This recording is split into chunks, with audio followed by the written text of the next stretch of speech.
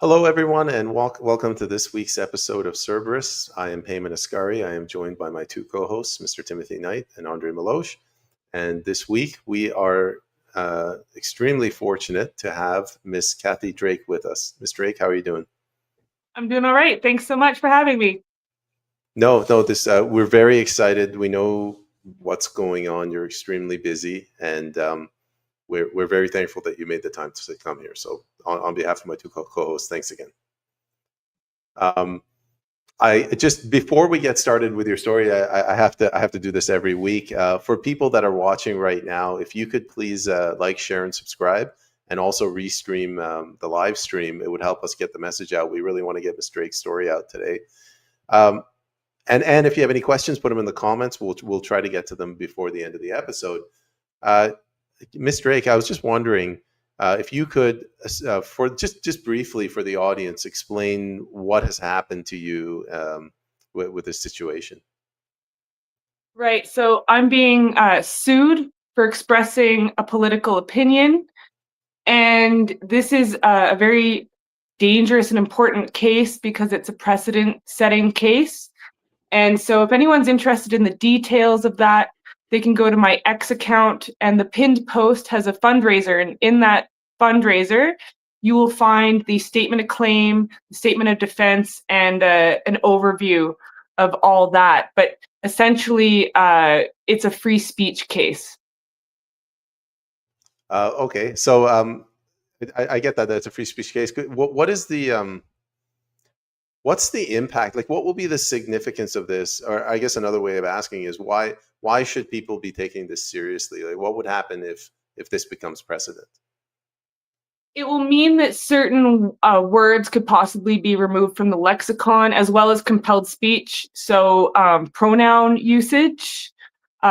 So, if you're compelled to use pronouns that don't align with biological reality or are nonsensical, such as they, them pronouns, non-binary is nonsense. As far as I'm concerned, you should be allowed to have that opinion if you want to. And then in my case, it's the word groomer. And so the word groomer being removed from the lexicon in regards to trans ideology grooming, keeping secrets with minors from parents, such as name changes and pronoun changes, socially transitioning the child. That's very, very dangerous. And I think that the word grooming is a good word. Groomers, for people that promote that or are involved with that, I think is a good descriptive term. And that's my opinion, and I should have a right to that. And anyone who thinks that I shouldn't and that they would like to silence me, they are possibly setting themselves up in the future to be silenced themselves. In a totalitarian society, free speech is what goes first. And so if you are taking away someone else's free speech, you're laying the ground for your own free speech to be infringed upon in the future, potentially as well. I guess I'm going to pass it over to Mr. Knight, but your situation, it really shook me. Like it has a chilling effect, because if I see that they're coming after you and they can punish you financially and put you into severe debt, I'm going to be like, I'm not going to say what's on my mind anymore. Like, this is really, really scary, and I don't know if people see it or not. But I'll let you respond, but I'll hand you over to Mr. Knight. So what I see here are three quick things. And one is, this is an application of George Orwell's dictionary revisionism displayed in the book 1984, where those who were on the dictionary team or committee bragged about how the dictionary is getting smaller and smaller and smaller every year. So you're referring to literally removing language from our culture, and this is that effect. The second thing you point out is they are inadvertently setting themselves up for abuses themselves by some future agent or agencies.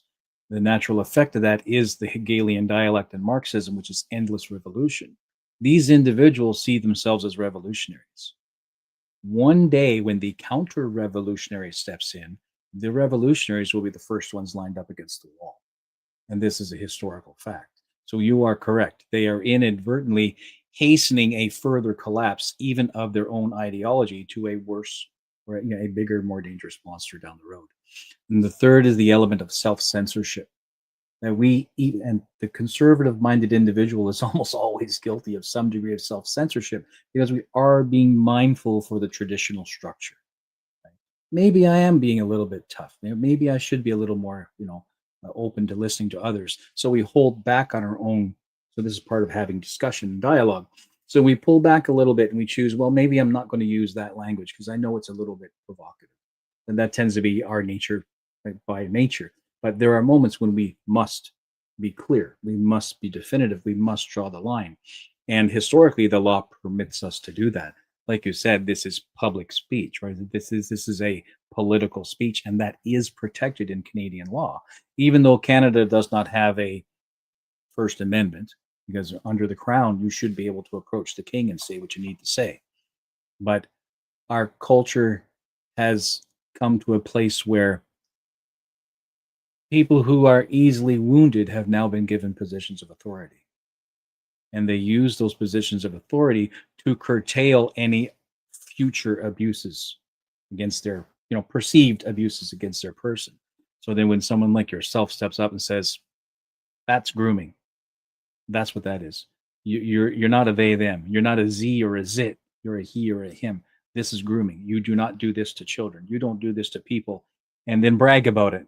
And then bully those who have a different viewpoint. So they have to come after you. They Right. have to So do. in my case, the woman was raising money publicly for Stepping Stone.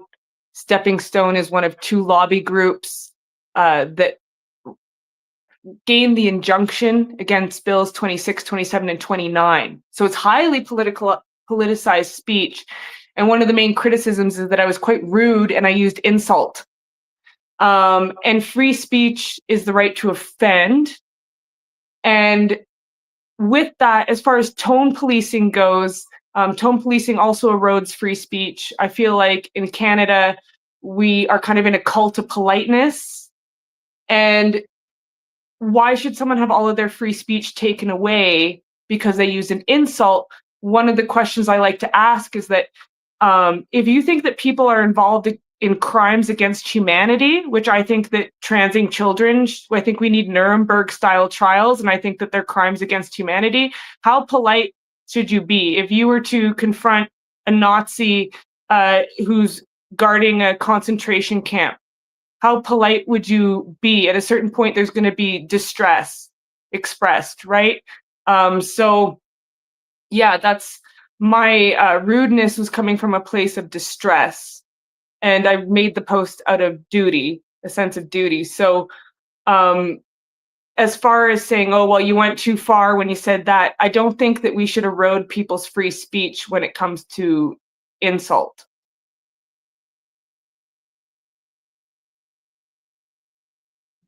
With Canada being, in a cult of politeness as well, and tone policing and curtailing people's free speech around how rude or sensitive they should be, or those sorts of things, we have this elbows up isolationism happening. And I think that one of the reasons why my case and other cases like it are in the stages of lawfare, as opposed to, I mean, we see Bill C9 coming down the pipe as well, and all of this,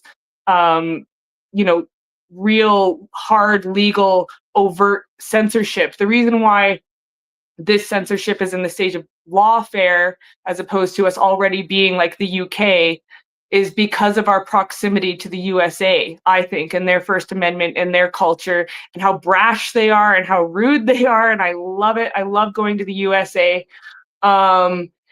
you talk to Americans, I've talked to Americans in X spaces about my case, and they're like, are you serious? Like, this is crazy. This wouldn't fly in the USA.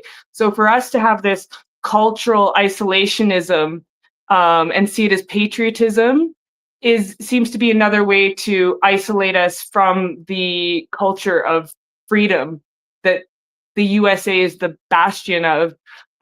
So that's one of the thoughts that I've been exploring. Are you done, Tim, or do you have any follow-up questions? No, go ahead, Andre. Sorry. Yeah, Well, when I mute my mic, it's the next guy's turn. Sorry. it's interesting in what you mentioned, Tim, and I will refer to, even if it's a quote that is attributed to Voltaire, even if he's not the author of the quote. Seems that Voltaire was saying, "I do not necessarily agree with what you're saying, but I will defend your freedom of expressing it, even if many people, many historians, they say it's not Voltaire who wrote that." I think it goes along with what you said, Kathy, about what we can express and what we cannot express. You mentioned the United States. I think you're right. They have a big, huge influence. And because I'm from Quebec, I'm starting to see some differences between English Canadian and French Canadian. Us in Quebec, we're not politically correct. This concept is maybe 30, 40 years old. And Canadian are always painted like being polite, British, the British flag, how they can behave. And we see the difference. How do you perceive what would be freedom of expression? Because you mentioned many things, the Nuremberg trial, or the gender ideology. I'm a writer. If somebody tries to censor or to suppress my speech, like what we saw, not only with Orwell, but with Fahrenheit 451 and Ray Bradbury, writers, they see 30, 40, 50 years in advance what could happen, the long-term tendency. Do you see something that could happen here, especially around what is happening to you? How do you see it, let's say, middle term, long term, 5 years, 10 years from now? Well, I'd like to remain optimistic, because even if everything goes to shit, at least I'll have more fun along the way. So I would like to see, you know, a restoring of academic institutions, a removal of ideological culture, the way that Trump went in and he's starting to clean house. No more DEI, which is authoritarian, newspeak, all those sorts of things. I'd like to see a return to sanity. And that's my hope, is that, and even with my case, that people have already shown so much support, and that people will continue to show support and not allow me to be crushed in this war of attrition. Because this case goes beyond just me as an individual. This will have impacts that are wider reaching and will chill people's speech through the threat of litigation, with a precedent being set that you won't be able to defend yourself if you use the forbidden word, right? So this is very important. And Voltaire, whether he wrote it or not, or whether it's really his quote, I don't agree with a word you have to say, but I shall fight to the death for your right to say it. Exactly. And that is so important, because if we truly believe in free speech, we have to fight for the opinions of those we disagree with the most, right? Everyone's a free speech absolutist until it's someone they disagree with, is what I've seen. I adore Elon Musk, okay, but even I saw him recently saying that the word fascist, if someone uses the word fascist, it should be seen as a incitement of violence, right? So creating another forbidden word. People should be able to have an opinion and say, I think that person's a fascist, whether they're wrong or right? So whether they're telling the truth or lying, it should be up to ourselves to discern that. There shouldn't be some arbitrator of truth, a ministry of truth. Do you think, I will have a follow-up question, do you think that through censorship, We need common language, English, French in Canada. We need common language. When we have definition of words, we have to be able to agree on a common definition, so we will not try to fight. I refer to, for example, the etymology of words. Do you think that it is possible today, considering what is happening? We see what is happening with the agenda you mentioned, gender ideology, and the government. All governments in Canada are always leaning toward more censorship, toward reality. I'm sorry to say it, but you can say whatever you want, that you say that you're a woman, that you're a man, that the man can become pregnant. In reality, facts are there, and they are hard facts. Do you think it is possible to bring back the society, the actual Canadian society, in line with facts? Interesting. Because my first instinct is to say, no, we should not force specific definitions of words. You know, for example, the word groomer, I'm using it in a broad sense that has nothing to do with pedophilia. It has to do with trans ideology and, you know, having children get into the medical scandal of being on puberty blockers and cross-sex hormones and surgeries and that sort of thing, and being lifelong medical patients. So grooming, for example, can have a broader definition. I think we're being groomed as a society. However, when it comes to the definition of woman in a legal sense, right? Should that have a strong, sturdy definition to ensure that the term woman means adult human female and can ensure that we have sex-based rights? So I haven't fully landed on that. Because Right? I will just small observation. When we talk about puberty blocker or gender surgery, I'm sorry, those people will never have children. So, in my opinion, and I will refer to the diagnosis and statistic of mental disorder from the American Psychiatric Association, this is sterilization. It is written black and white in the document. I'm not inventing it. Everybody can find the DSM-5. I always refer to it. So it's a group of psychiatrists and psychologists that are studying what we call gender dysphoria. So if you suppress the word sterilization, you will have to suppress the document in the United States. And I'm not sure that the American Psychiatric Association will appreciate what we can do in Canada. I do agree with what you said. I think they will have a great influence in Canada, especially on matter like vocabulary. So that's Right. And we only have to be a small careful with observation. saying that everyone will be sterilized or, you know, that sort of thing, because some people won't, right? There's always exceptions. But yes, sterilization is obviously a big risk factor. Sexual function is a big risk factor. And often people are not able to truly be able to consent.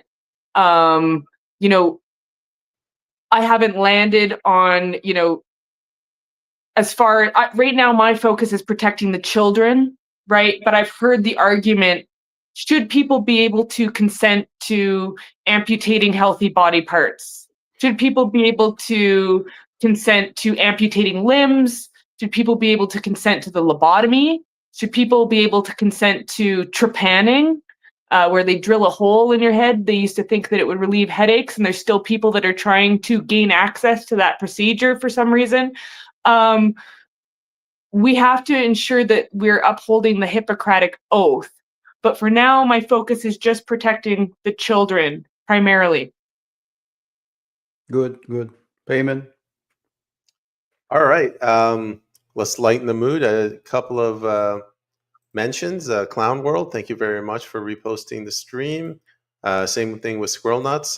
Thanks for reposting the stream twice. And Kirk Reese, thank you for reposting the stream. If you guys could repost it, we really want to get this message out to as many people as possible. Granddaddy-O says good evening, and he says you did nothing wrong. So I agree with you, Granddaddy-O. So some words of encouragement.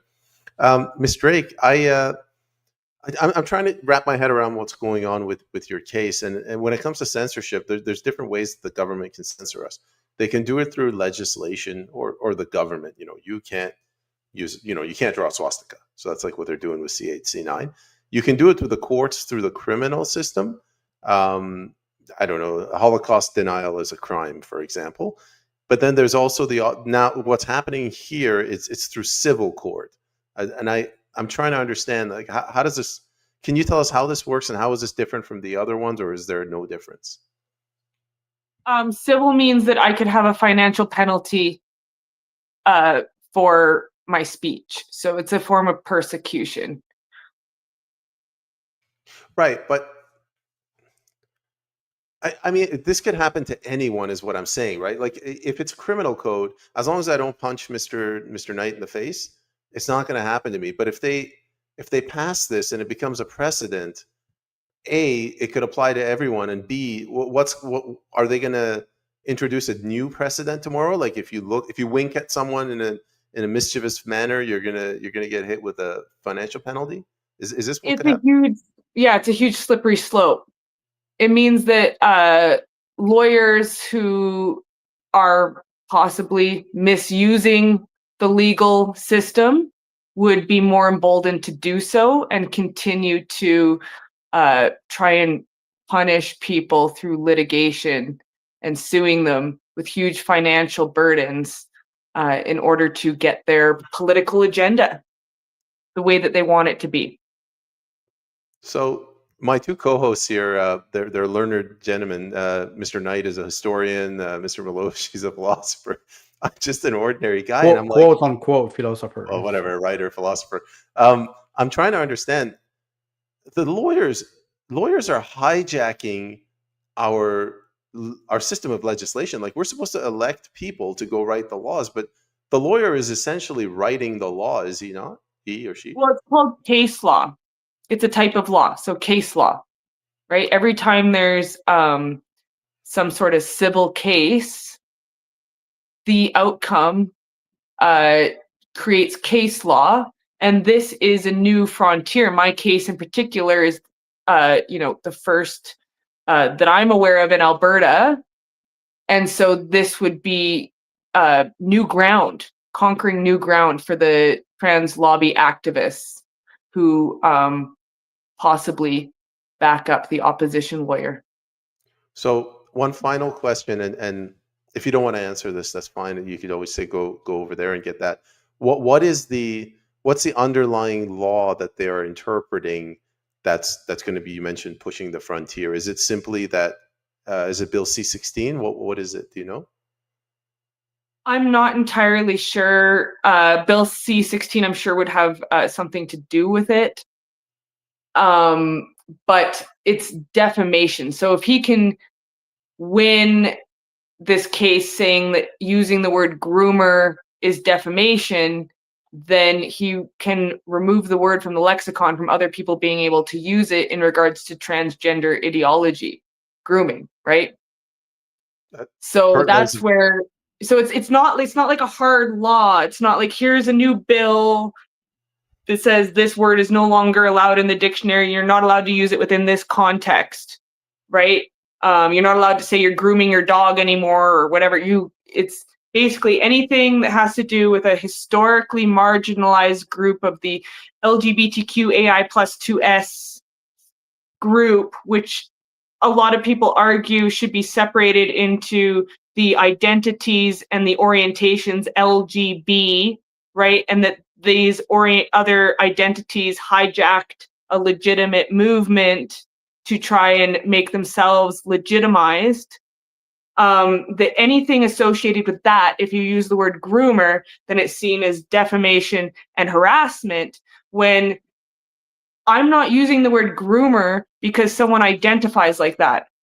You could be a perfectly straight person and, have nothing to do with, but it includes allies, right? That community, it's not a real community, includes allies. But if I use the word groomer associated with someone part of this historically marginalized group, to describe what I think of as grooming, do they get to then act with impunity because they say that they're one of these identities? Right. So this is a big powder keg case around this issue of children and the transgender ideology cult. And so that's why I feel like I'm being targeted for this, because this would be a huge win for the other side, because it means that everybody, when Danielle Smith had the non-withstanding clause and people, use the word groomer, every single one of those people that made a comment in a post or anything like that would be able to be sued, essentially, and say that they're engaged in defamation. Thank you. That was actually really good. That was the answer I was looking for. Thank you very much. Tim, I'll hand it off to you. I'm now interested in talking about defamation a little more. I can't accuse you of defamation if the accusation itself doesn't imply I've done something bad. Right? The defamation that I am a charlatan, there's a certain assumption that me charging you with defamation, taking you to court, saying you're accusing me of, I'm admitting grooming is a bad thing. By accusing you of a false accusation, right? That's the claim. You're making a false accusation that I am a groomer, and I, as the claimant, these other people, this group, are saying we recognize that grooming is a bad thing. We are not grooming. So then the onus, and by rights, in a court of law, the onus would be on them to prove that they are not grooming, and equally on you to prove that they are. But because the court is not prepared to have that conversation, it's moved into the civic theater. And to repress you and to lay a threat on anyone who might try to do the same as you and speak freely, they lay a very heavy financial burden. So this is about language. Mia Hughes has stated very clearly, and I have this in the comment under my pinned post, that telling children that they could be born in the wrong body is grooming. She says absolutely yes, right? So being involved with that, defamation is something. I just watched a dramatized documentary, so I'm not sure how historically accurate this is. I think they had to get their history right. It was on Sophie Scholl. I've been trying to do as much research as I can on Sophie Scholl, and from this Sophie Scholl movie, it was said that she was charged with defamation of the Nazi Party and as well as treason. So she was handing out leaflets at a university, and she was caught, and these leaflets were basically speaking out against the war because she was sick of seeing her friends being sent to the meat grinder and this war continuing on and on. So she was charged with and convicted of defamation against the Nazi Party. So a lot of these words, harassment, defamation, are being weaponized by people who have a political agenda. Yeah. So what we're also finding, you mentioned woman as an actual legal term, right? So you take that word into court, it has a very specific, well-defined, understood meaning that a judge will use contextually to apply the law to. Likewise, the word grooming is highly contextual, because am I grooming my dog? Am I grooming my hair? Right? Am I preening? Right? That's the same. It's the same thing. And then contextually, we've applied that concept of grooming into this the field of pedophilia and the trans movement and the other things, what they're doing to indoctrinate or convince or recruit children into this ideology by using these physical and medical methods. Yeah, so just to quickly stop you there for 1 second, I am separating pedophilia from transgender ideology. Yeah, completely separate. Yeah, right. But I'm not gonna, and you are correct to do so. I'm looking at the grooming as a, because that's what I'm being accused of. I'm being accused of calling the plaintiff a pedophile, essentially, right? And I'm not doing that. So I just have to make that very clear. No, that's good. That's good. This is for you to clear the air on these things. And part of this is just me sharing how I'm experiencing this and what I think about it in historical or in linguistic context. it's much more difficult to take a concept into court because it's so contextual. But in a civic court, you're going to end up in the public eye, right? And the mob doesn't have the same granular definition and that approach. The reason I think they're taking you into the civic court is because they would lose in a criminal court. Interesting. my Yeah, thought. I mean, gaining any sort of frontier totalitarians and authoritarians, the first thing they want to do is they want to suppress free speech. That's the first thing that goes in any society when they start going down the path of authoritarianism and totalitarianism. So, and free speech is the highest value needed to argue for all other values. It's the foundation of all other rights. Yeah. So free speech goes.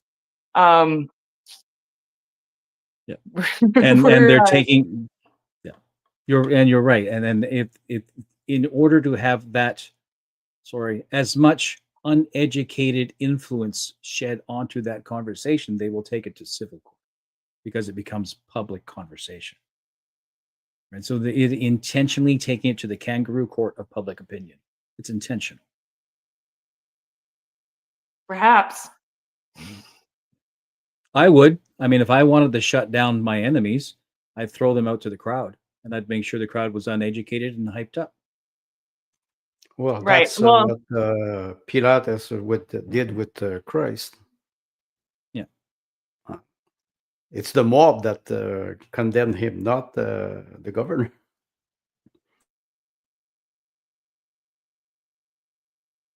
All right, Andre, yeah, you stepped in it, yeah. man. You gotta ask a question now. That's No, your punishment for cutting okay. off Jim. I didn't want to cut him. I just wanted to add a little bit of spice in the conversation. Kathy, you mentioned something, many things that are important. The fact that the expression LGBTQ2S plus and all other letters makes me laugh, because this acronym, the T, for many years, it was for transsexual and not for transgenderism. So they cannot even define the actual expression. And the 2S, which is two-spirit, was invented a couple of years ago because they wanted to include the spirituality of Native people. So it's moving ground. I would say the lawyer who's bringing you with a civil case, they are weak in the sense that they always try to attack weak people. Evidently, you're not a weak person. You're fighting back. A civil case, and I will refer to 1989, there was a woman who had a relationship with a man. We talked about it last week in the episode about abortion. And she wanted to have an abortion because she was pregnant from this man. And they had to go, even they brought back the Supreme Court in summer to judge this case. A civil case can bring up, for example, if you would lose, can bring up Supreme Court judgment, and it would show that it is the system of the actual system of justice is biased. We cannot trust them. So I see, for example, I would not give a medical advice. There's a lot of people who do this on the internet. They say that, for example, ivermectin, or they will say, I did this, but it is not a medical advice because I'm not a doctor. If we suppress language, like you mentioned, we will go, or in my opinion, we're already there. We're already there. They are suppressing language since many years. It's just people don't pay attention to it. And your case brings the light on something that is there for decades now. The destruction of freedom of speech in the Western world. It is not uncommon now. How do you perceive the fact that those are people or minorities? You mentioned the word cult. They are attacking usually weak people, they attack in gang. They will attack you, but if you take them one by one and you have a debate, I'm sorry, sometimes my English is not that good, but I would debate any of those people in French, for example, on so hard topics that they would have to back down. I think it's important to make sure that in a court of law, it's a battle, and lawyers are supposed to defend freedom or truth, which is not always the case, because we know some lawyers. How do you perceive the future of your battle? Because this is a battle. This is not a war. This is one battle. We are all at war. Yeah, and we are all warriors. Right. Yeah, I don't want to speculate on the future of my case because I don't know. Everything's up in the air right now. But as far as being able to have a robust debate, obviously, if you are not able to debate your points, you're probably going to want to silence the other side. And so if you remove their language in order for them to be able to express themselves fully in a robust debate and have new ideas about what's going on and explore ideas, then you would remove their language. You'd remove their words that they're able to use to express themselves. Instead of asking, well, why are we using that word rumor, right? Why are we using apparently there's more than one forbidden word. I'm not sure what the other ones are. But John Stuart Mills, he was born in 1806 and he died in 1873. He was a philosopher, and he basically tried to argue for the fact that if you deprive people of free speech, it's not just about depriving someone of the ability to express themselves. It's depriving people of the right to hear. And so free speech includes the right to hear. And if you deprive people of the right to hear, you deprive people of the ability to orientate their own position. How can we orientate our own position if we don't hear everybody else's ideas and positions, whether they're right or wrong, whether if what they're saying is true or false? We have to be able to decide that for ourselves. You're right. The distinction between those are very important. This is very important distinction. The differences between right and wrong, and truth and false. And people, they have the tendency to mix this thing. Me as a writer, for example, and I will refer to a lawyer, for example, in a court of law. If I'm a lawyer and I'm using the word grooming, and the judge tell me, I don't permit that. There's an objection, and the judge tells me, okay, you have to rephrase. I can rephrase and I can say, okay, grooming, quote unquote. You can play with language. Truth will go underground, but it will never be suppressed. That's why I say on short term, it can be a battle. On long term, it is a war. And we are at war with people who want to manipulate language. That's why I was referring to and you're right to bring John Stuart Mill, because he's saying exactly what we have to do. Let's hear everybody. Let's hear everybody. But facts are hard. Facts are hard. Natural law, we always have this debate with natural law. Facts are hard. Biological facts are hard. They will always come back. Those people, they're weak, in my opinion. Yeah, Glinner, or Graham Linehan, he's the author of Father Ted. He calls them a paper tiger. All they can give is abuse and punishment and litigation, but they don't have a solid ground to stand on. So of course I they think don't. I think in the end, the truth will prevail. And I think the human spirit will persevere in all of us. Exactly. And I will just end on this as a simple observation.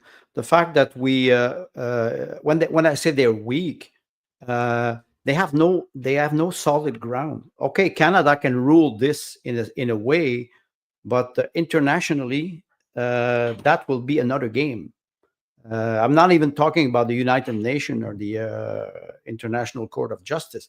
It's something that can be much more complicated than what they think. And most of them, I think, They are short-sight mind. They don't know what they're talking about. It will come out. It is already coming out. A couple of years ago, when the transgender ideology arrived, nobody was talking. Everybody was afraid. Today, they're coming out. They're coming out strong and saying, wait a second, we will bring fact. Only facts will matter. Well, and I think that's one of the reasons why groomer, using the word groomer to explain people being groomed into transgender ideology, which I think can happen to adults as well. It's Exactly. not just children that can be groomed, and I think that society can be groomed at large. I think we were all groomed with this language, like gender affirming care instead of medical malpractice scandal that violates the Hippocratic Oath, or trans women instead of trans identified male or trans identified man. You know, what is it? Assigned at birth instead of observed at birth. This newspeak, this Orwellian newspeak, this is grooming us all as a society to have new expectations and beliefs and be desensitized to what's happening. And so I'm applying grooming, the word, into a new context that didn't exist before. Right? So this is why I'm using this word, and I don't think people should be afraid to use it. I think it should be part of the discussion and the debate, if we want a truly robust discussion and debate around this issue, because I think it's a very, very important issue. I think it is the worst medical malpractice scandal in human history. We have to be able to use this language. You're right. Payment, it's up to you. All right, I guess I'm up with a. Now I got to come up with a question. Let's see, who do we got? Sundown 95. Thank you very much for reposting the stream. Mr. Chris Enns, thank you as well. If everybody else could please like, share, subscribe, and repost this live stream, we'd appreciate it. I want to share my view, and you tell me if this is how you see it, or if you think I'm wrong. This isn't just a free speech issue, like a little kid in kindergarten calling somebody else a poop face. You know, it's not just the words. To me, this is about expression. Like, this is somebody's beating up my little sister, and I say, hey, stop beating her up. You're a bully. And they come to me and they say, you can't use that word. It's not about the word. It's by they're removing my ability to express myself. Like, tell me if you agree with me or not, or do you understand what I'm saying? Sort of. Yeah. I feel like what they're trying to say is they want to roll out grooming, and they're like, we can't roll it out if the word grooming exists, so we have to make it so people can't. If you remove the word for a crime and they commit a crime, like, what do you say? That's my Right. point. So if you're calling someone a bully, also I think you should have a right to let's say someone isn't a bully, but you believe they're a bully and you want to call them a bully, even if you're incorrect. I think you should still be able to use that word. You should be able to use descriptive words like that. But if, let's say, someone is bullying and they say you're not allowed to use the word bully, well, now they're creating a situation where you're muzzled and they can act with impunity. Yes, Right. And that's what I'm saying. I don't think that anyone should use any sort of identity as a shield. You know, this intersectional hierarchy of oppression that the oppression Olympics that the DEI people subscribe to. You know, I'm a woman. Let's say I possibly have a Jewish ancestry or something. Let's say I try and figure out all the ways I can try and figure out. I've crossed off, you know, I'm disabled or whatever. Like, I'm not, but like anything that I could try and cross off. I'm a black midget, female, transsexual. If you use those in order to act with impunity, I think that is a miscarriage of the law as well, right? I don't think that anyone should be able to use an identity to say, hey, you're not allowed to call me a bully. You're not allowed to say this. You're not allowed to say that because I have this protected identity. That you shouldn't be able to use that. Like, if you want to say to me, you know, I'm a woman and you want to have the debate with me about abortion, you know, and you want to say, you know, if you get an abortion, I think you're a murderer. And I say, you can't call me that because I'm a woman. Well, you should have the right to say that if you want to. You should have a right to your own tongue. If we don't have free speech and free expression, we don't have free thought. No, I agree, and it's beautifully put. And Granddaddy-O kind of also made a similar comment. If it's your honest opinion, it should be protected. Well, I would argue with John Stuart Mills that even if it's not your honest opinion and you don't think, even if you're being misleading, even if it's not true, the audience has to discern that. How could we determine what someone's motivation is necessarily either? If we really want to get into the, like, of course, yes, if you have a genuinely held opinion or belief, yes, you should be able to speak that. However, if we want to really dive into the free speech absolutism, you should also be able to say something that you think is untrue in regards to, if I say, hey, Payman, this whole time I think you've been a bully.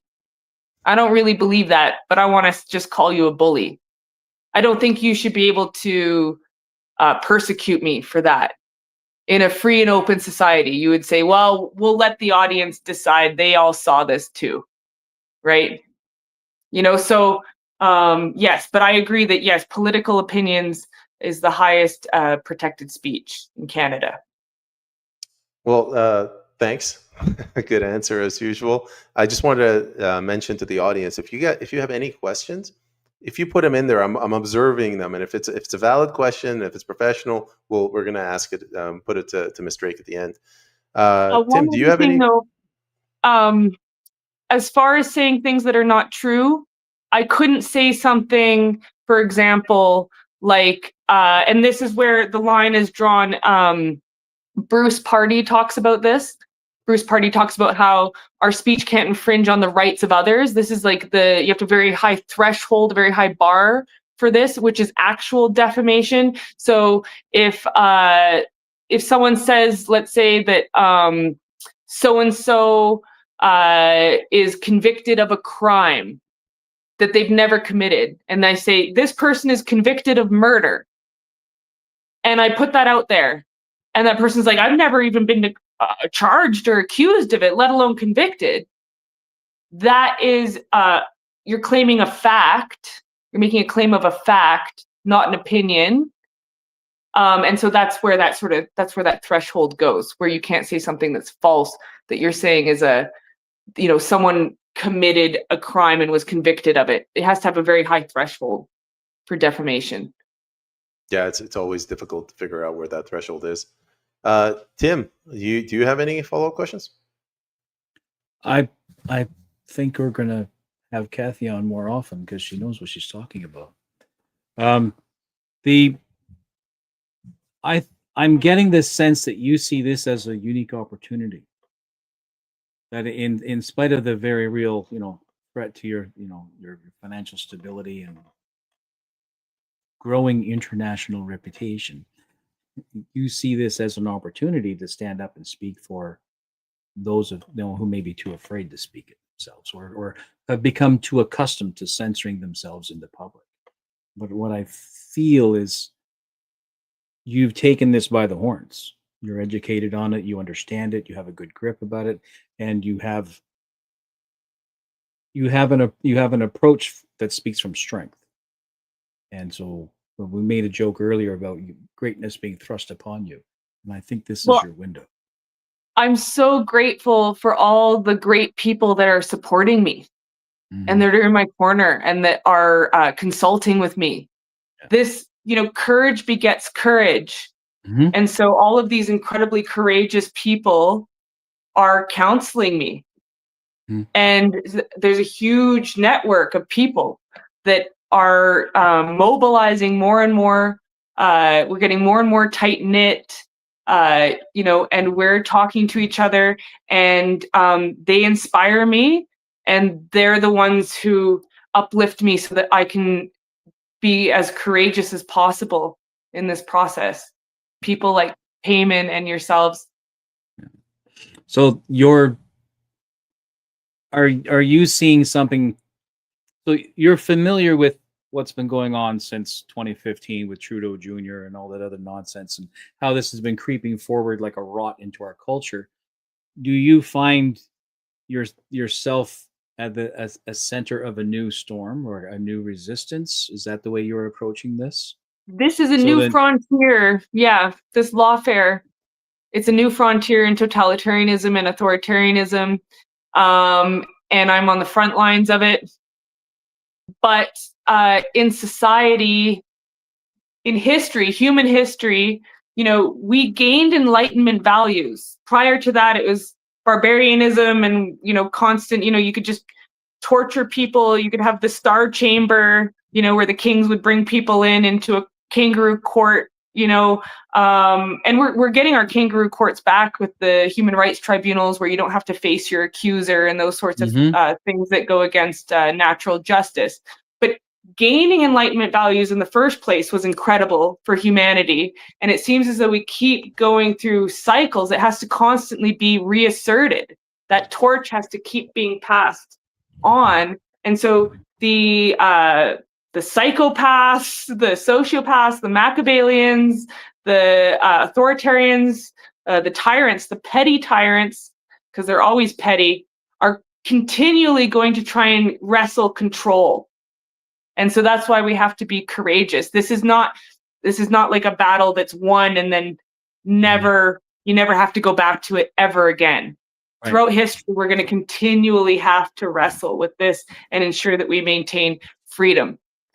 And that's why I love the USA so much, is because they do at least have the First Amendment. And I think they're doing a good job of standing up for freedom as best they can. It's an interesting comparison because Canada, and we've talked about this ourselves on the show in times past, Canada and Canadians have a rather loyalist approach to culture, particularly, to the crown. And this is a hereditary behavior that we've carried through. Whereas the uniqueness of America, even though they're a neighbor, they have a revolutionary culture, right? And so that culture is always aware that they're one generation away from, right, totalitarian. So every generation is encouraged by the generation previous, stand on your guard, withhold your right, hold the hill. Whereas Canada is more like, well, we kind of need to be respectful, and I'm sorry, and right, can I hold the door for you? And until, in our effort to be kind, we lose whatever our grandfathers have fought for in the first place. I find it very interesting that it's in our desire to be not like America. It's America's attitude for self-preservation and standing up for individual rights that we will end up leaning on to bring us back to a center to recover. Yeah, I mean, it might get to the point. It might get to the point that Canadians have to claim asylum in the USA. Jordan Peterson left. Gad Saad left.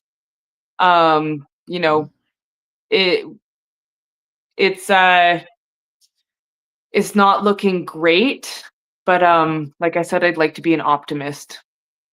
I'm encouraged that it's, and I don't mean this in a derogatory fashion, I'm encouraged that it's the commoner who is sparked to fight back, as opposed to the upper middle class, or right, our paid electorate, right, or our front line. That it's actual regular run-of-the-mill citizens who are saying, "You've crossed the line, you shall not pass."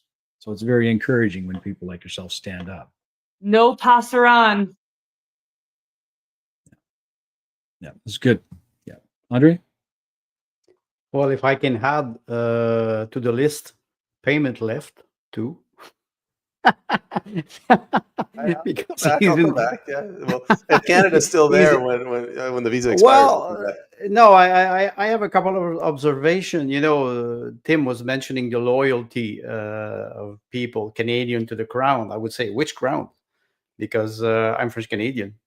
So I could say, am I loyal to the crown, the British crown, or the French monarchy? This is it could be interesting. The other thing I want to mention is that today, or yesterday, the Canadian Conference for Catholic Bishops wrote a letter to Mark Carney on about Bill C-9. And in this letter, they're referring to the fact that they want to criminalize some passage of the Bible. And somebody made a comment very interesting. He said, okay, you're in a court of law and they ask you to swear on the Bible. And you will say, but which part? Because you will weaponize or you will criminalize some part of the Bible. The idea is that you try to suppress history, you try to suppress language. And that's why I say your situation actually, Kathy, is a battle. And you're not alone. You have a lot of allies. Many people are not standing up, but we saw a precedent in 2021 with the Freedom Convoy. Some people woke up. Sometimes I have debate and discussion with my wife, and she says, "Oh, it will not happen in Canada." I said, "You need only 15% of the population who will stand up," and that's what the power is afraid of. And I think Tim mentioned something very important. The crown is too weak and too coward to try to pass something or to crush an individual. So they use minorities in the civil case that are weaponized. Those people they're not really intelligent. They cannot debate. And I'm very happy that you're here because you debate on fact, first of all. You debate on history. You quoted John Stuart Mill. You're quoting, aspect of the Enlightenment that are very important. And the fact that it's a perpetual battle. Just keep up the good work. And you're not alone. You have a lot of allies on the barricade. Well, arguably, I mean, there's benefits to the loyalist, history as well. I mean, we have the Sons and Daughters of Liberty in the USA, and I love that history. I've been to Boston. I've thrown the fake tea off of the boats and those sorts of things, and I love that history. And half of my ancestors were Americans. My dad's side, they both had their American passports. But I also have, a great-grandfather who served for the Canadian military and survived mustard gas in World War I, along with his brother and his father. I have another ancestor who was a Royal Guard, and I've made my oath to the Queen in the past. And, the sovereign, the royal crown, should be there as a check and balance to uphold Magna Carta. Magna Carta is the foundation that inspired the Constitution of America, right? So hopefully, if things were to go too haywire, the sovereign would no longer just be a symbolic figurehead, but King Charles III would actually step in and say, "Enough! You need free speech." Well, I would hope that, right? Hey, King Charles, if you're listening. Help. Good. You can ask him. I'm loyal. Sometimes I'm loyal, and I love Camilla. Loyal, I don't mind Camilla at all. Being I think loyal is one thing, and you can say, for example, "Sir, you're nude. The king is nude." I gave an example. Beau Brummel with George was a friend of the king. Beau Brummel was a young man, very handsome. And he was always in private. He was calling the king, not "Sir" or "Your Honest." He was calling the king George. And one day they were in a room and there was an ambassador that was there. And Beau Brummel said to the king, he said, "George, ring the bell for the servant to come and bring the tea." And after that, you did not see Beau Brummel anymore in the court because he was in front of an ambassador. He should have known that in front of the king, when you're alone with him, you can call him George or Tim because Tim is king of BC. But at the time, he forgot. And after that, he disappeared from the court. So there's a protocol of to respect. And I think in the British Crown, they are very attached to the protocol, and maybe they would play on this. Minorities who are weaponized and they are not aware of history will make mistakes. Like I said before, vocabulary manipulation, trying to suppress free speech with weak arguments. And I think it's important to emphasize that we are strong together when we have, and you're right, when I was quoting either Voltaire or John Stuart Mill, when you quote John Stuart Mill, I think it's very important that we're able to express ourselves. If somebody tells me that I have to censor myself to express the word civilization in my novel, I will make it as a duty to use it, because it's important that you break this, I would say, this straitjacket that they want to impose us, especially towards free speech. You're right. The first freedom that we have is the freedom of expression. That's the first one. Everything after that is it depends on that. So I think it's important, and your statement now shows that you're a strong person, and I'm happy because we saw this in 2021. We see it more and more often. You have more allies than what you think. Thank you so much. Payment, it's your turn. Well, let's like, share, subscribe, please restream. It would help. But let's go to the audience questions. Do you have 5 minutes, Kathy? Let's see. AHS refugee. Thank you very much. He or she says good show. Thanks. Glad you enjoyed it. Granddaddy-O, he makes a comment. A normal judge with any common sense wouldn't even hear the case. It would be summarily dismissed. We have an ideologically captured judiciary, though. In your opinion, this is just, first of all, if you don't want to answer it, you don't have to answer it because it's a legal issue. You might get into trouble. But in your opinion, if you can, is this correct, where this is a matter of activist judges, or is this the system behaving how it should? So my understanding is that the Trudeau government put in like 800 judges. So there is an issue with the courts being ideologically captured. I think that's there, but we don't know yet if this will be dismissed or not. We're still in that process. So we'll find out, and there'll be more updates in the future. Stay tuned.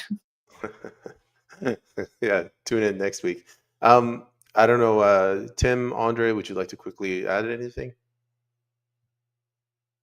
It's been, yes, you remarked 800 judges, and I've been using that phrase quite a lot to identify that the judicial branch has been usurped by the executive branch of the federal government, in which in 2023, the then Justice Minister bragged on Facebook and social media, bragged that he had personally installed 700 judges across Canada in 2023.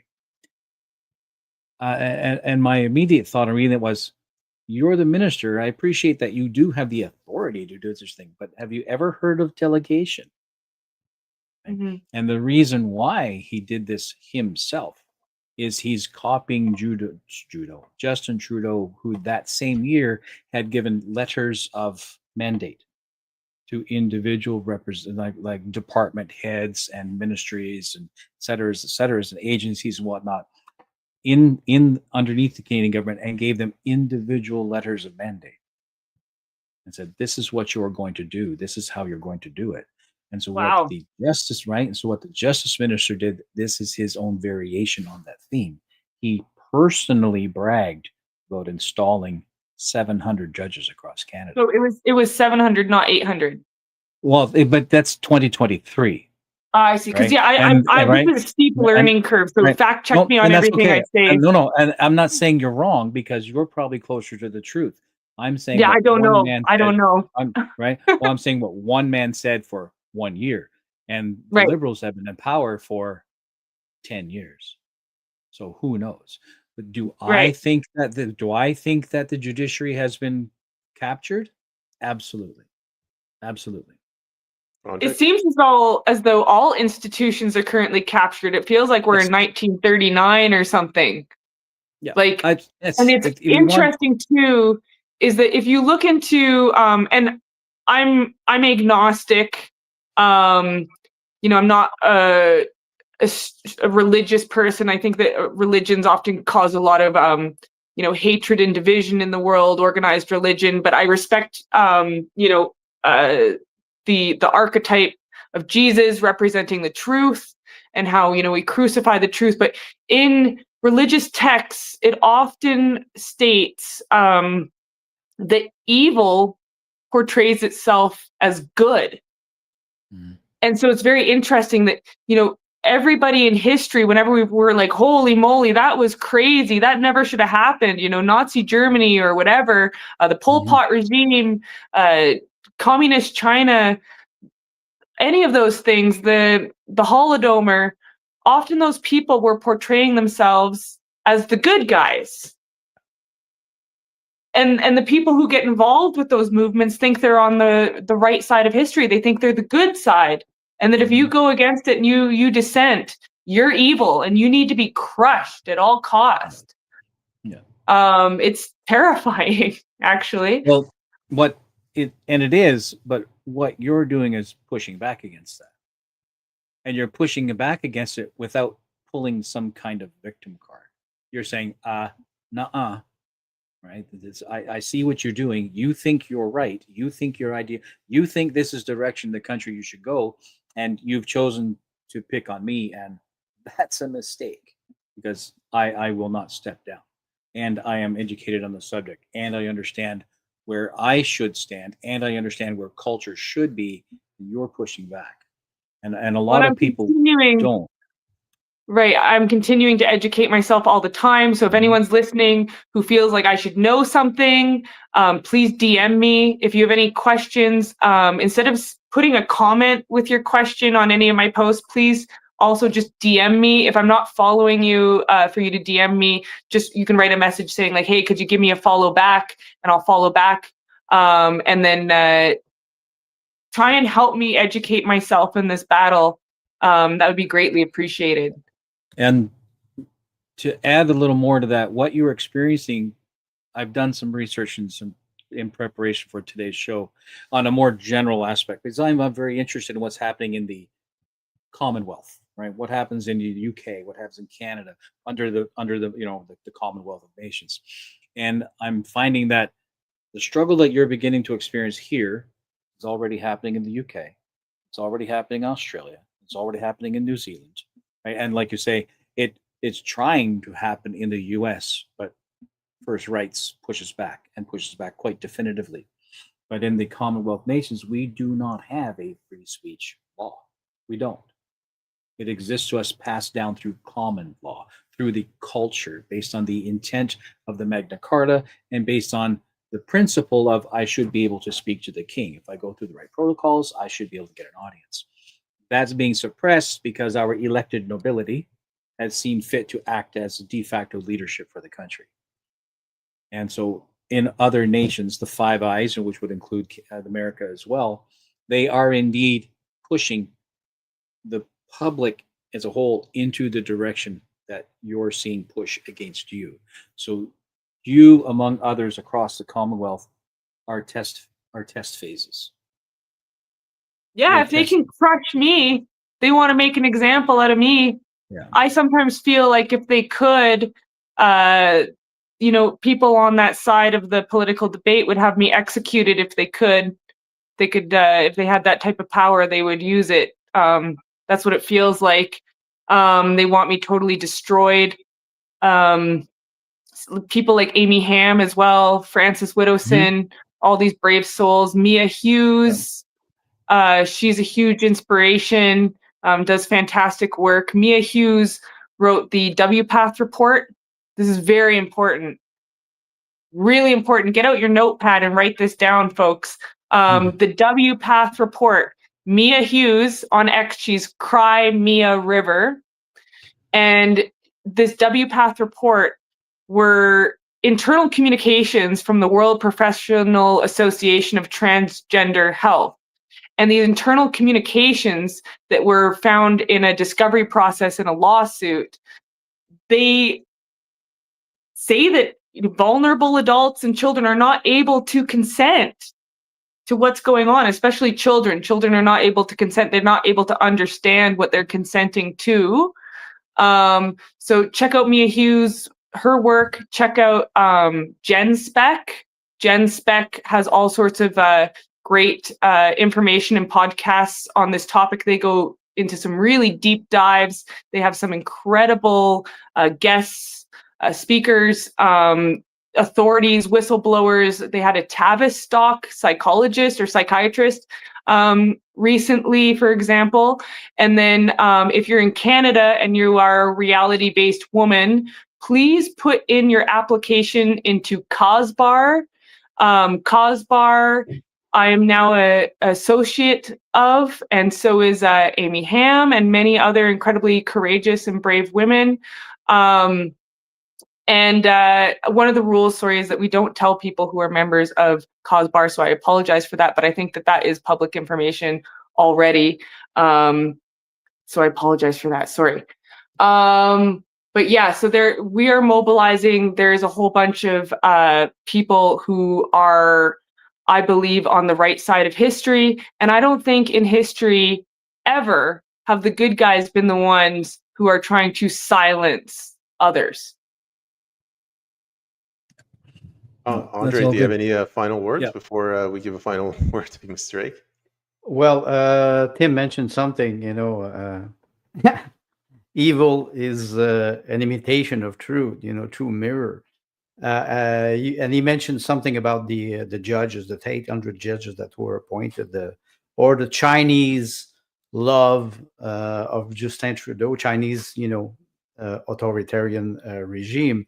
Let's not forget, Baron de Montesquieu wrote The Spirit of the Law, so the separation of power. And I think in Canada, we don't have it anymore. That's why we have to be cautious or suspicious. Suspicious in the sense that I don't trust nobody. I just don't trust nobody, and I question everything. That's the first thing when you're a critical thinker. It doesn't mean that you have only enemies, but you have to recognize your allies and false icon. Some people will pretend that they defend the truth. You mentioned something very important. In psychology, the development of children is sacred, and you cannot deviate from that. All psychologists will agree with me. They will, well, at least if they are serious psychologists, they will understand the development of children is extremely important. If you don't do this, you will destroy their entire life. They will have trauma, and they will carry this trauma for the rest of their life. So, like you mentioned, grooming children, indoctrinating them, we see it's a heavy tendency. And I would advise people to go back and read The Spirit of Law of Baron de Montesquieu, because he's the separation of power, executive power, political power, judicial power. This is extremely important. The law or the ideas are there, but people are weak. We have to be able to be strong, and I hope that we can, in the future, work together. This is and I'm very happy that you're here. Well, I think that puberty is a human right. If people want to talk about real rights out there, children have a right to grow up into a whole, healthy body. And if you're blocking puberty and you're blocking their development, when their puberty is supposed to start, okay, I'm not talking about precocious puberty. That's a different issue, which they try and use this as an argument. But if you block puberty when it's supposed to start, you're blocking their regular development, which includes their brain development, right? So exactly. Every child has a right to grow up into a whole, healthy body and not have their development impeded upon. Puberty is a human right. We need to recognize that, and we need to start, everyone needs to start standing up. Courage begets courage. Cowardice begets cowardice. So, as Mia Hughes says, we need a social contagion of courage. I think that's actually good words to end on. But Ms. Drake, could you maybe tell the audience where they can go to learn more about you, and or actually more importantly, where to support you? So I have a Give and Go that was set up by Chanel Fowl. That is on my pin post. My X account is at Nula Moonsnail, Nula Moonsnail. So that pin post, if you click on that fundraiser, it has a rundown of everything, including the legal documents. It also has my email address in there. I I accept e-transfers as well if you feel like supporting my legal defense. And then I have also set up a buy me a coffee just because some people find that more convenient. So any support is greatly appreciated.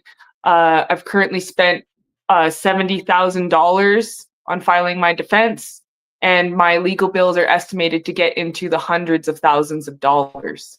So this is a big battle, a big fight, and so any support, big or small, including just likes and shares if you're not able to give, that's greatly appreciated. Thank you so much. So to everyone that's watching right now, if you could go please follow Kathy on X. Give her a comment, anything uplifting. You know, you could even say just thank her for what she's doing. If you can donate financially, that would also be extremely helpful. Follow her on X. She's going to be on Greg Wycliffe's podcast. Anywhere she goes on a podcast, try to watch it, share it. This is a very important fight. This challenge that she's found herself in. It's not just for her. She's not doing this for her own self-interest. She's doing this for all of us. Ms. Drake, I would like to thank you very much for coming on. We're gonna hold you over until after the show, but I wish you the best of success, and I pray that this you come out of this with a win. So, best of luck. Thank and you. Take care. It's been a pleasure. Bye.